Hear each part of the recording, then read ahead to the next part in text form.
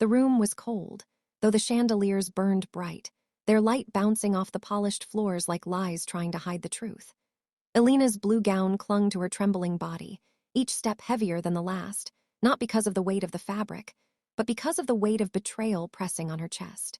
She had believed tonight would be different, that she could finally leave the shadows of past heartbreaks behind, that love and friendship could survive in a world full of envy. But Mara had waited, patiently, quietly, like a storm gathering behind a calm sky, until the perfect moment came. A single shove, a sharp insult, and suddenly the laughter and music that filled the grand ballroom seemed distant, hollow, almost unreal. Elena's heart raced as she stumbled backward, her fingers brushing the icy marble, her breath sharp in her throat. Blood glistened on her cheek, a cruel mirror of tears that blurred her vision. Guests froze, some reaching for their phones, others whispering, none intervening fast enough. Daniel appeared beside her, face pale, eyes wide with fear and guilt, realizing that even he couldn't stop what had already begun. The room seemed to shrink, the elegant walls closing in on Elena as she looked at Mara, her once friend, her confidant, standing tall, eyes bright with anger, lips pressed into a cold line. Elena's voice caught in her throat.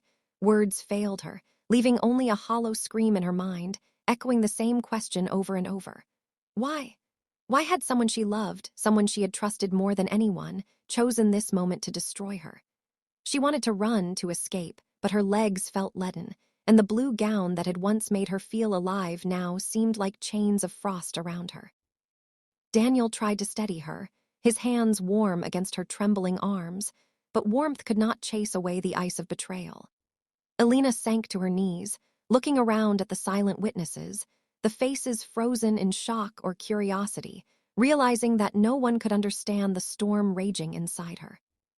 Mara stepped closer, her expression softening just enough to mock the pain she had caused, and Elena felt the cruel twist of irony. Someone she had called sister had become the architect of her suffering.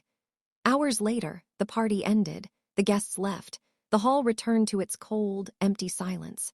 Elena sat alone, her gown stained with blood, tears, and shattered dreams, staring at the reflection of a woman she no longer recognized.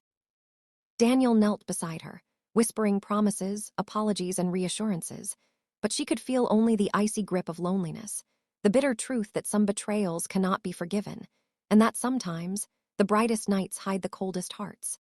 The chandeliers continued to shine, indifferent, their beauty mocking her pain, as Elena understood the cruel lesson. Love and trust can falter in the blink of an eye, and the ones who are supposed to protect you can sometimes be the very ones who break you.